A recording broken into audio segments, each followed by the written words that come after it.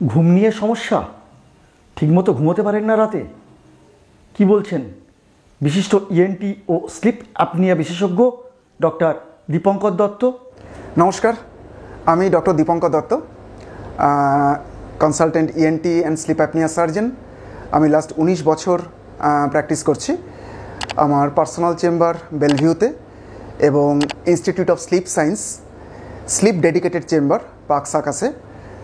এবং আমি সত্যি কথা বলতে গেলে পরে হচ্ছে ইন্ডিয়াকে রিপ্রেজেন্ট করি দেশের বাইরে বহু জায়গাতে, আমাদের মেজর ইন্টারন্যাশনাল কনফারেন্সগুলোতে, এবং আমি European board certified sleep apnoea surgeon. আজকের বিষয়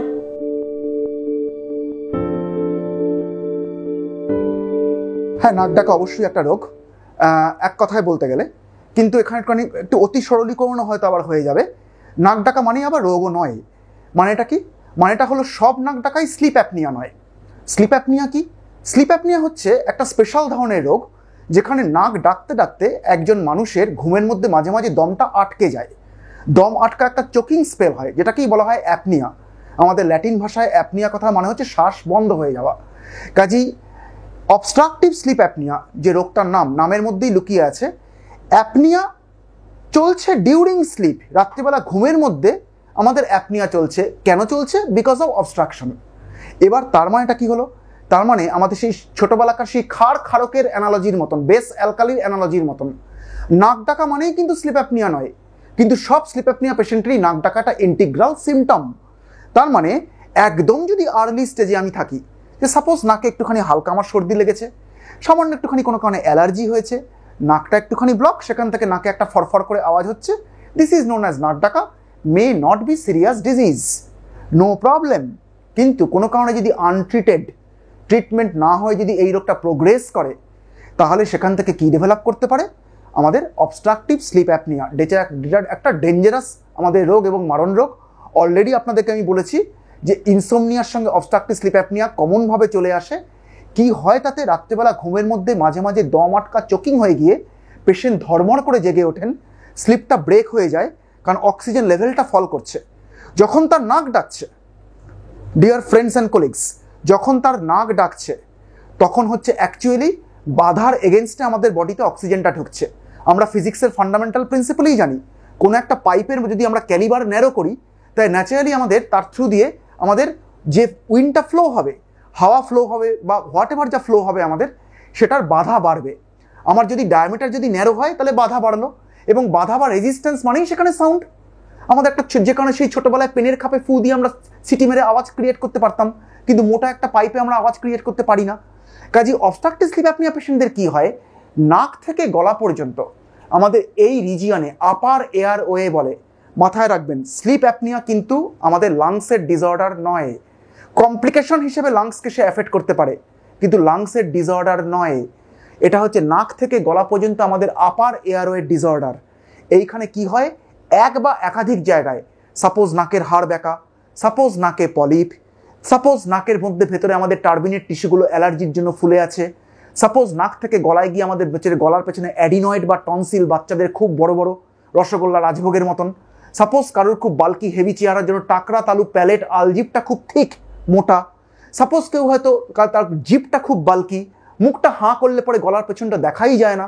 আপনারা অনেকে আছেন, এটা দেখবেন, আয়নায় নিজের মুখ দেখতে পাওয়া উচিত, কিন্তু কারো যদি চামচ দিয়ে নামালে পরে তবে পেছনটা দেখা যায়, তার মানে তার গোলমাল আছে, ট্রাফিক জ্যাম আছে। শুলে পরেই জিপটা পেছন দিকে গ্র্যাভিটিতে ফল ব্যাক করে যাওয়া। এবং এখানেই শেষ নয়, গলার সাইডের ওয়াল মাসল টোন লস করার জন্য কোল্যাপস করে। কীরকম? আমাদের পেশেন্টরা বলেন যে স্যার, আমার তো এতদিন এই প্রবলেমটা ছিল না, এইবারে এসে শুরু হলো কেন? এটা কিসের জন্য হচ্ছে?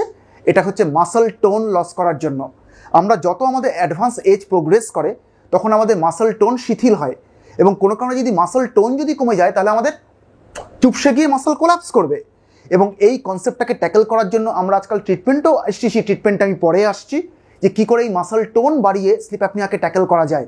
এবং সবার লাস্টে একটা কথা বলি, সেটা হচ্ছে সবসময় ভারী চেহারা একটা কমন মিথ, একটা ভেরি কমন মিথ, যে ওবেসিটি বা ভারী চেহারা মানে স্লিপ অ্যাপনিয়া, এটা মনে করার কোনো কারণ নেই।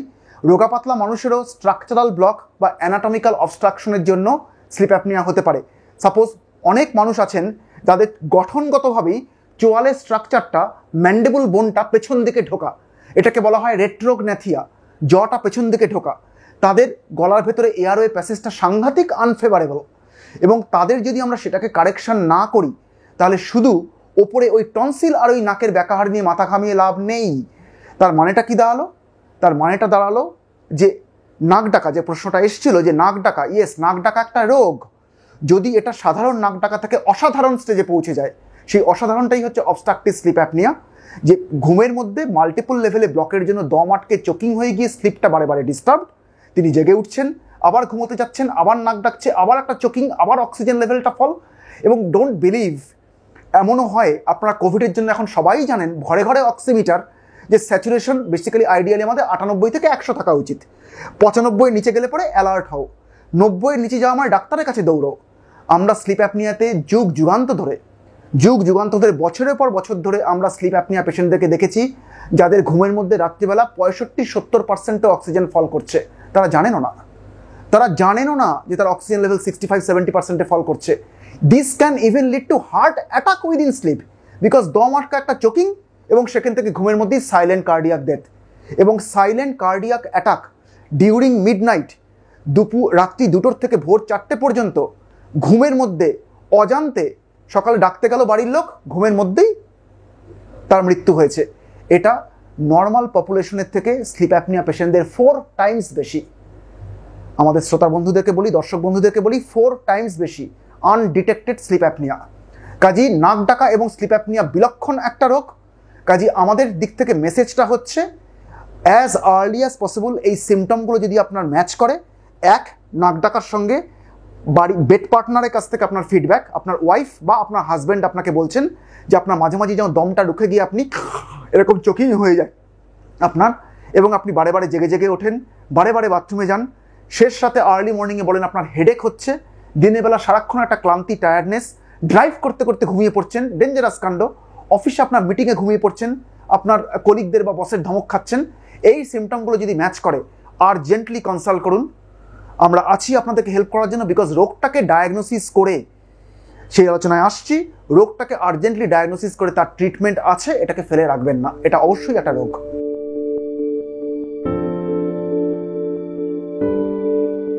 আমি এখন এখানে যেখানে বসে আমাদের ইন্টারভিউটা দিচ্ছি, আমার centre institute of sleep science, eastern ইন্ডিয়ার ওয়ান অফ দ্য ফেমাস এবং একদম আর্গুয়েবলি মানে নাইট লাইসেন্সওয়ালা গভর্নমেন্ট লাইসেন্সড আমাদের স্লিপ ল্যাব, একদম one of the best gadgets, whole ওয়ার্ল্ডের লেটেস্ট একদম গ্যাজেটস আমাদের পলিসোমনোগ্রাফ, আমাদের যে নাইট টাইম স্লিপ স্টাডি করার যে গ্যাজেট। রাত্রি 9টার সময় মোটামুটি পেশেন্টরা চলে আসেন, চেক ইন করে যান, এখানে পেশেন্ট আসেন, হোল নাইট এখানে থেকে ঘুমিয়ে যান, পাশের ঘরে একদম পুরো কনসোলে বসে স্লিপ টেকনিশিয়ান গোটা রাত তার স্লিপটাকে মনিটর করে। তাকে বেশ কিছু লিডস তার লাগানো হয়, অলমোস্ট 21টা চ্যানেল প্যারামিটার, এবং ঘরে আমাদের ইনফ্রারেড ক্যামেরা আছে, নাইট ভিশন ক্যামেরা, যেই রাত্রিবেলা লাইট অফ করে দেওয়া হয়। ঘরে সোফা কাম বেড আছে, স্পাউস সঙ্গে আসতে পারেন, অ্যালাউড। এবং পেশেন্টের অ্যাক্টিভিটি, বিকজ অনেক পেশেন্ট ঘুমের মধ্যে উঠে বসেন, কথা বলেন, দুঃস্বপ্ন দেখে বিছানা থেকে নেমে হেঁটে বেরিয়ে চলে যাওয়ার মতন টেন্ডেন্সি হয়, বিছানার মধ্যে রোল করে হাত পা নাড়েন, স্লিপ অ্যাপনিয়ার সঙ্গে এগুলো অ্যাসোসিয়েটেড প্রবলেম হিসেবে থাকে। আমরা সেগুলো কমপ্লিটলি আমাদের ভিডিও ক্যামেরাতে রেকর্ড করি।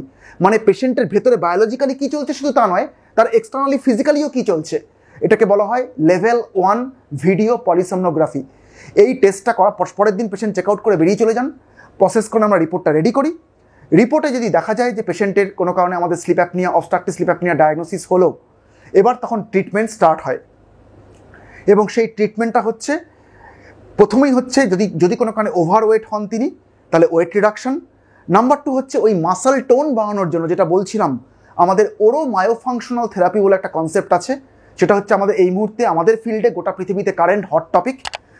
বিভিন্ন ধরনের সমস্ত এক্সারসাইজ আছে, গালের টাকরা তালু, জিভ এবং নেক মাসল, একদম জিমের মতন কনসেপ্ট, এটাকে বলা হয় স্লিপ জিম।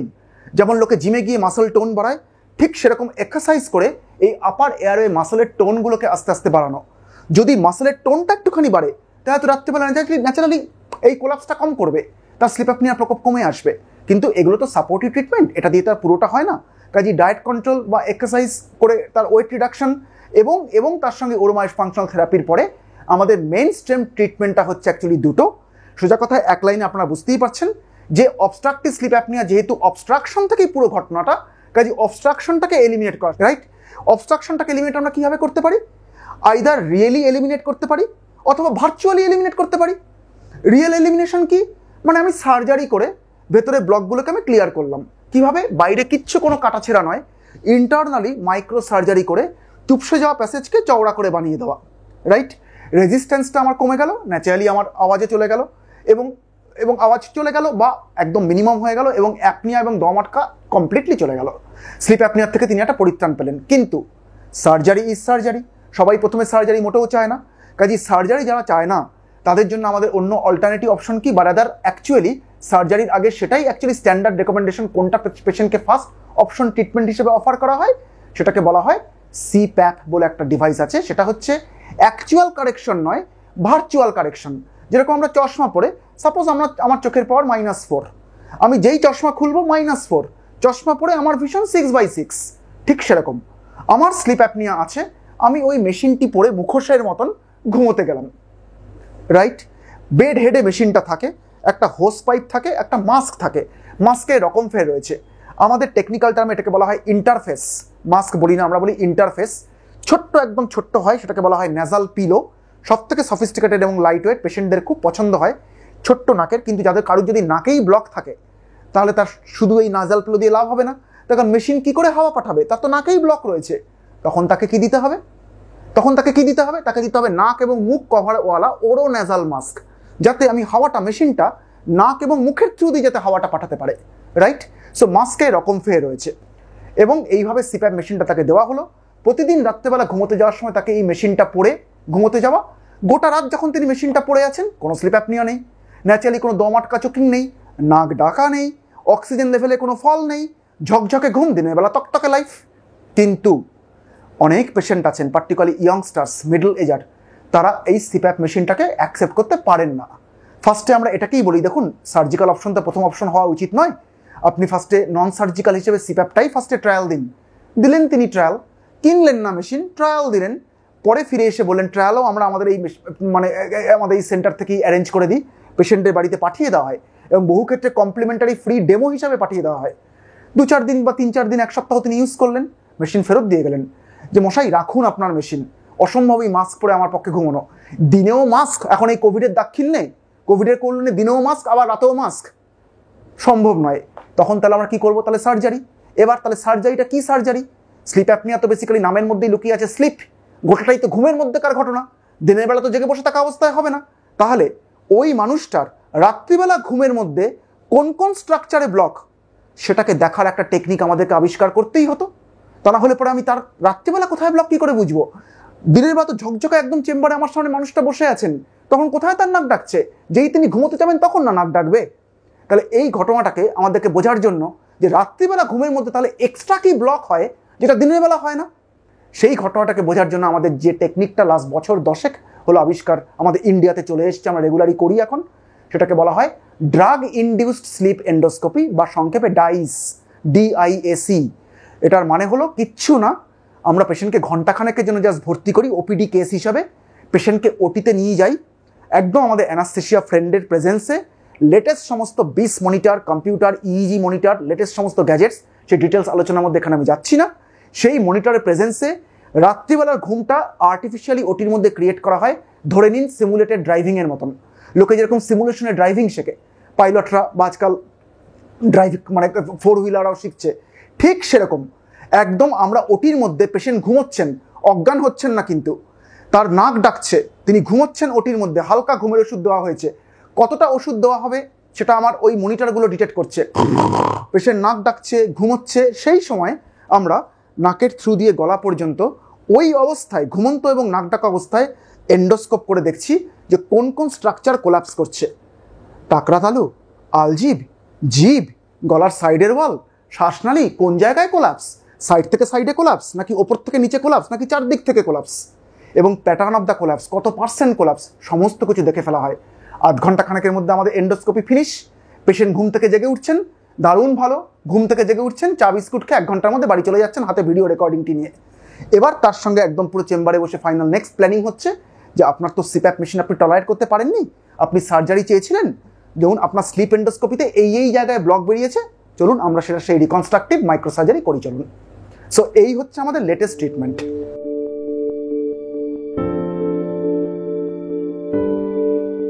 সচেতনতা, পত্রপত্রিকা আমরা লিখছি, আপনারা ডিজিটাল মিডিয়া আছেন, টেলিমিডিয়াতে লোকে জানছে, এই সিমটমগুলো জানুক। জেনারেল ফিজিশিয়ানদেরকে ট্রেন করা, ফ্যামিলি কেয়ার, প্রাইমারি ফিজিশিয়ান যারা, পাড়ার যিনি জিপি, একদম পুরো একজন অন্যান্য ডাক্তার, তাদেরকে একদম পুরো সুপার স্পেশালিস্ট ফার্স্টই হওয়ার দরকার নেই, সিমটমগুলো ম্যাচ করুন, বিকজ স্ক্রিনিং দরকার। হিউজ লট অফ পপুলেশন আমাদের গোটা দেশে, আমাদের স্ট্যাটিস্টিক, আমাদের অ্যাসোসিয়েশন, আমি আমাদের Indian association of surgeons of sleep apnoea, আমাদের যেটা ন্যাশনাল যেটা স্লিপ অ্যাপনিয়া অ্যাসোসিয়েশন, তার one of the governing body members. আমাদের গোটা ইন্ডিয়াতে 8 জন আমরা গভর্নিং বডি মেম্বার, আমি তাদের মধ্যে একজন। তো আমাদের পুরো পাবলিশ ডেটা আছে, আমাদের ইন্ডিয়ান অ্যাডাল্ট ইন্ডিয়ান পপুলেশনের 15% স্নোর করে, নাক ডাকে, এবং অ্যাটলিস্ট 8%, মানে সেই 15 থেকে আরেকটু কম, এবং তার হাফ, মানে টোটাল পপুলেশনের 7 to 8% স্লিপ অ্যাপনিয়া। আমাদের 140 কোটি পপুলেশনে যদি 7 to 8%, আপনি যদি 5%ও ধরেন, যে 5% out of 140 crores adult Indian population, আমি 140 crores বাদ দিচ্ছি, আমি ধরে নিচ্ছি আধা পপুলেশন, 80 crores আমাদের অ্যাডাল্ট পপুলেশন, 80 crores-এর 5%, can you imagine disease burden কি, এবং সেখান থেকে সোশ্যাল বার্ডেন কি, হেলথ বার্ডেন কি, জিডিপি লস কোন জায়গায় পৌঁছচ্ছে, গভর্নমেন্টের তো একটু ইন্স্যুরেন্স বার্ডেন কোন জায়গায় পৌঁছচ্ছে, আমরা ফিনান্সিয়ালি লস করছি। কাজী এই কনসাসনেসটা দরকার আছে। কাজী সিমটমগুলোকে ম্যাচ করা মাত্র আমাদের কাছে আসুন। স্লিপ অ্যাপনিয়া বা নাক ডাকা ইজ ইনকিউরেবল, এই দিনটা নেই, এটা কমপ্লিটলি মিথ। তার কারণ আগেকার দিনে আমাদের সত্যি কথা বলতে গেলে পরে নাক ডাকা বা অবস্ট্রাকটিভ স্লিপ অ্যাপনিয়া, এটা মাইথোলজিক্যালি কুম্ভকর্ণের আমল থেকে চলে আসছে। কুম্ভকর্ণের যে ডেসক্রিপশনটা আমাদের রামায়ণে বাল্মীকি দিয়ে গেছিলেন, সত্যি কথা বলতে গেলে পরে সেটা তো অ্যাকচুয়ালি স্লিপ অ্যাপনিয়াই ছিল। আমরা যে বলতাম যে 6 মাস ঘুমন তিনি 6 মাস জেগে থাকেন, সেটা, এবং বিশাল বপু চেহারা, সেটা স্লিপ অ্যাপনিয়া ছাড়া কি বলতে পারেন? আমাদের সেটাই মিনিয়েচার ফর্মে এখনকার আমাদের সায়েন্টিফিক্যালি কি, সাপোজ তিনি 8 ঘন্টা ঘুমন, আবার 15 মিনিট জেগে থাকেন, আবার 2 ঘন্টা ঘুমোচ্ছেন, আবার 8 ঘন্টা জেগে থাকেন, ব্যাপারটা তো তাই। এবং ইরিটেবল বিহেভিয়ার, তিনি ঘুম থেকে জেগে উঠতেন, হাতের সামনে যাকে পেতেন তাকেই হত্যা করতেন, যুদ্ধে চলে গেলে পরে শেষ, যাকেই পাবেন। মানে একটা হাইপার অ্যাক্টিভ, ইরিটেবল, খিটখিটে, বিশাল, এবং ভালো ঘুম হয় না। যখন ঘুমোচ্ছেন তখন কারা না কারা বাজিও তার ঘুম ভাঙছে না, কিন্তু তারপরে উঠে ইরিটেবল হয়ে যাচ্ছেন। সো অ্যাকচুয়ালি মাইথোলজিক্যাল, এবং আমাদের যে পিকুইকিয়ান বেবি চার্লস ডিকেন্সের, দ্যাট ইজ অলসো একদম ক্লাসিক্যাল পেডিয়াট্রিক স্লিপ অ্যাপনিয়া। বাচ্চাদের এজ গ্রুপে স্লিপ অ্যাপনিয়া বিশালভাবে উঠে আসছে গোটা পৃথিবীতে। এগেন আমাদের সাংঘাতিক মেসেজ আমরা দেওয়ার চেষ্টা করছি। আমরা স্কুলগুলোতে আমাদের অ্যাপ্রোচ করার প্ল্যান আছে, কোভিডের যেহেতু আস্তে আস্তে রেগুলেশনে ফিজিক্যাল মিট স্টার্ট হয়েছে, আমরা কোভিডের আগেও শুরু করেছিলাম, আমরা আবার রিজিউম করব আমাদের প্ল্যানিং, বিকজ পেডিয়াট্রিক এজ গ্রুপে, catch them young, paediatric age গ্রুপে বাচ্চাদের এই ওভার ওয়েট গেইন করে ফেলা, ছাবি বাচ্চারা, ঘি তেল মাখন খাওয়া, এই ওয়েট কন্ট্রোল ব্যাপারটা, এবং এই টনসিল অ্যাডিনয়েড বড় থেকে ছোটোবেলায় বাচ্চা বয়স থেকেই হচ্ছে, দম আটকা, চোকিং, মুখ হাঁ করে বাচ্চাগুলো ঘুমোতে গেলে পরে নাক ডাকার মতন আওয়াজ হয়, এরকম করে ঘুমোচ্ছে, ওপরের জটা সামনে এগিয়ে যাচ্ছে, দাঁতগুলো ফাঁক হয়ে ডেভেলপ করছে। পেডিয়াট্রিক স্লিপ অ্যাপনিয়া 8 থেকে 10 বছরের মধ্যে ট্রিটমেন্ট করে ফেলা উচিত, বিকজ 14-15 বছর বয়সে টিনেজে চলে গেলে পরে, particularly from dental point of view, irreversible damage হয়ে যায়। তখন আপনাকে ওই ডেন্টিস্টের কাছে গিয়ে অর্থোডন্টিক কসমেটিক সার্জারি করতে হবে, কোনো মানে নেই, এবং লাইফ লং মানে কমপ্লিকেশন তো রয়েই গেল। অসংখ্য ধন্যবাদ ডক্টর দীপঙ্কর দত্তকে আমাদের সময় দেওয়ার জন্য। আমার আরও পরামর্শ পেতে এবং আরও সাজেশন শুনতে দেখতে থাকুন মেডিটিভস। আসছি পরের এপিসোডে। দেখতে থাকুন, শুনতে থাকুন মেডিটিভস, এবং যদি ভিডিওটি ভালো লাগে অবশ্যই সাবস্ক্রাইব করুন আমাদের ইউটিউব চ্যানেল, লাইক করুন, এবং সচেতনতা বাড়িয়ে তুলতে অবশ্যই ভিডিওটি শেয়ার করুন। এই ডাক্তারবাবুর সঙ্গে যোগাযোগ করতে বা কলকাতা সহ ভারতের চিকিৎসা ও বাণিজ্য সংক্রান্ত যে কোনো বিষয়ে সহায়তার জন্য যোগাযোগ করুন আমাদের সঙ্গে এই ঠিকানায়। আমাদের ফোন নাম্বার +91 9330 240 762। আবার বলছি +91 9330 240 762। আমাদের ইমেল আইডি mailmeditives@gmail.com। এছাড়াও মেডিটিভস নামে ইউটিউব ও ফেসবুক পেজেও পাবেন আমাদের।